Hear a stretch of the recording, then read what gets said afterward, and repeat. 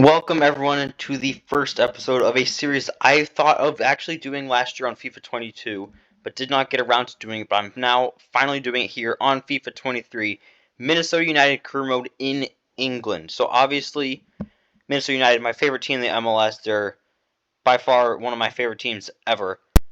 But the only problem is I've done an MLS career mode with them, and I won everything in 1 year, just because with the MLS career modes, you really just need to sign like two key young promising players and your team's over the hump.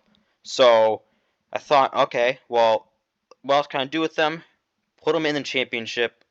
We're like a mid-table side as well, so it's going to be competitive. And this is the first episode of that career mode. As you can see here, we are in the championship, and you can see in the tables we're actually in the championship, not just faking it. But yeah, I mean, we got a $29 million transfer budget, which don't know what I'm going to do with that yet. But yeah, you can see we're a three-star team, so we're not one of the best teams in the division. We're not one of the worst. We are just kind of middle of the pack, so hopefully with some key signings can take us over that hump. But yeah, we got to meet the team first. So St. Clair is starting goalkeeper. That is without a doubt. He's only 25 as well. And we got pretty decent, solid backups there. Left back Lawrence is definitely going to be starter from day one. Center backs, we have Boxall, who is Australian, but he's pretty much a Brexit center back. He's not very quick, but he's very physical. He gets a yellow card pretty much every single game. Absolutely love him. And Debasi will be starting alongside him. Pretty good center back as well. We got Coleman, some experience off the bench. Right back in Metnair, very good young attacking. Well, he's not young, but he's younger. And then we also got Benitez, so I'll probably figure out which one of them I'm going to start, loan out the other one.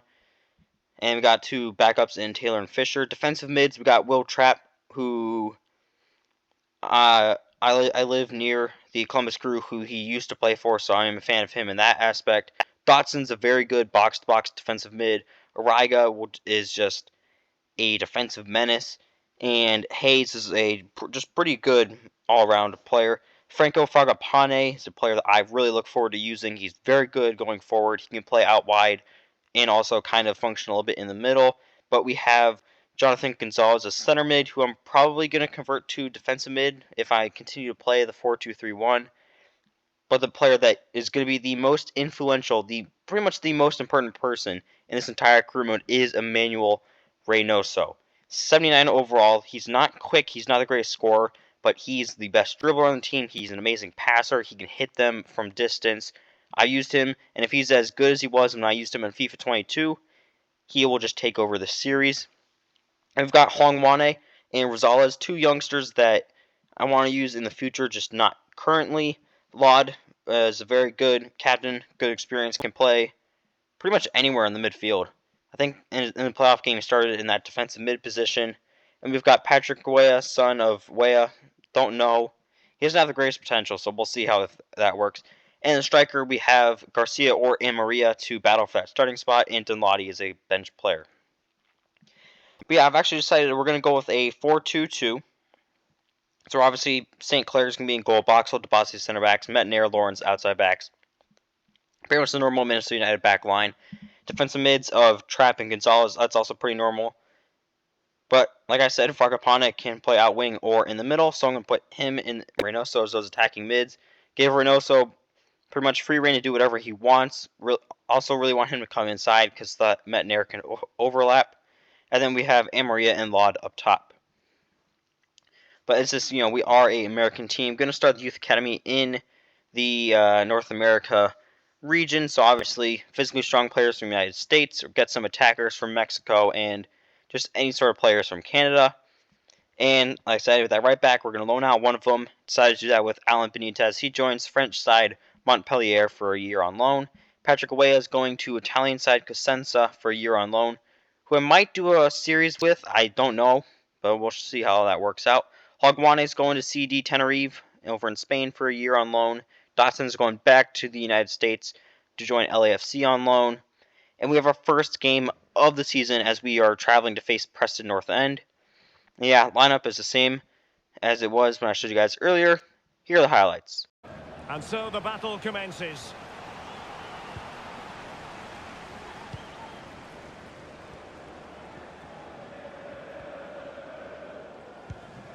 Sean Maguire. A foul, but advantage played. Reynoso.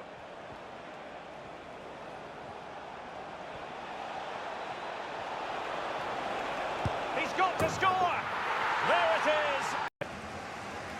Well, news coming through that the referee has pointed to the spot in one of the other matches. With the details, here's Alex. Yes, it was a penalty for Millwall. The execution was everything. Top corner, no goalkeeper was stopping that. It's now 1-0 with 13. Now, forgive me, Alex. This could be an opportunity. And begging to be put away. Never dull in the Championship. Live action coming up for you on EA TV. It's Minnesota United facing Burnley. Now can they counter clinically? Fine cross into the middle. Opportunity, maybe. Oh, surely. Keeper getting the touch. And there it is. A goal. Brown. Well, 3 minutes of stoppage time added on here. Cross blocked.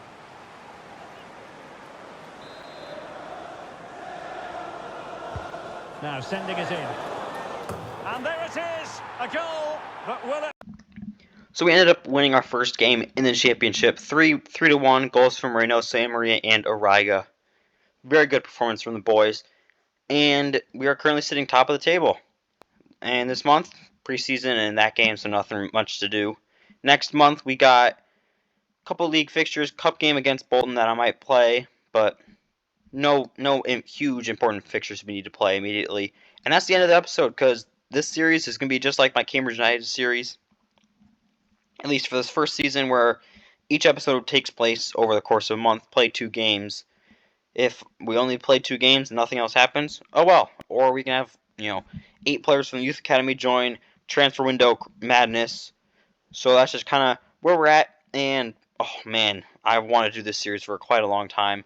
But I hope you guys have enjoyed. If you did, make sure to hit that subscribe button to continue watching these videos.